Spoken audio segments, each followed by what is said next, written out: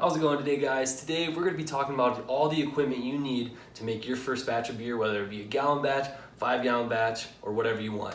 Let's go through the equipment and see what we need.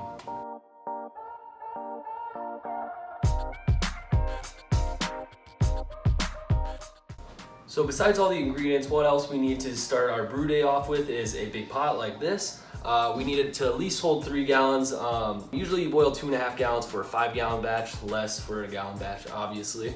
And so what else you'll need is, I use a spatula because it's the best for scraping up stuff on the bottom and making sure everything gets stirred in. And then a thermometer. We need to make sure that we got the accurate temperature, because if you steep it at too high of a temperature, that's really going to affect your beer. So a thermometer is really key. Altogether, easy stuff. So once you have your beer all brewed, you're going to be wanting to put it into a bucket so that way it can ferment for about 2 to 3 weeks. If you're making a 5-gallon batch, you obviously don't want a 5-gallon bucket. You also really want to make sure that it has a lid so that way you can keep it all sealed in there. You don't want any air or bacteria getting in there and messing with your beer.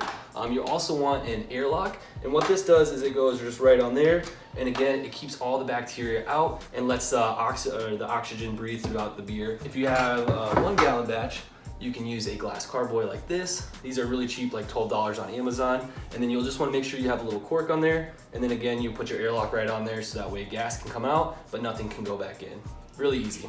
So now that your beer's been fermenting for a couple weeks, what you're gonna wanna do is you're gonna wanna take some readings. That's why you get a hydrometer and a cylinder, so that way you can measure out your beer. And what you do is you just throw this in here. You can measure the gravity of your beer, so that way you can determine whether it's done or if it's still fermenting. This little tool is what can help you prevent a bottle bomb.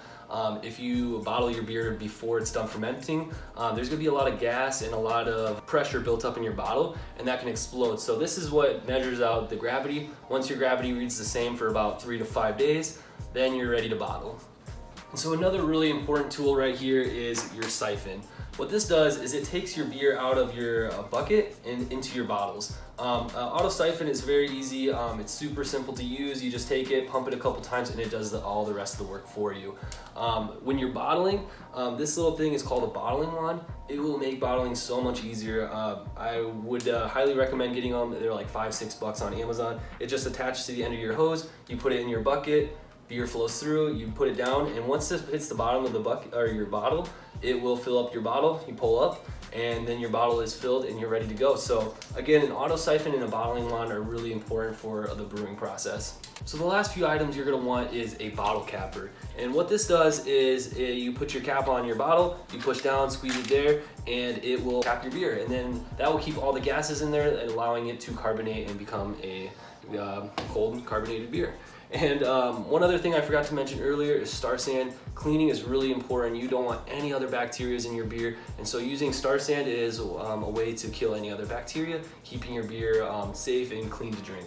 So the last few remarks here before I go is you're gonna obviously need some empty bottles. Very easy, get a couple friends, get a 6-pack of beer, drink them, wash them out real good, and then you got yourself some good bottles to be using for bottling. Oh, and one other thing is always making sure to have a pen and paper on hand, because you really want to make good notes.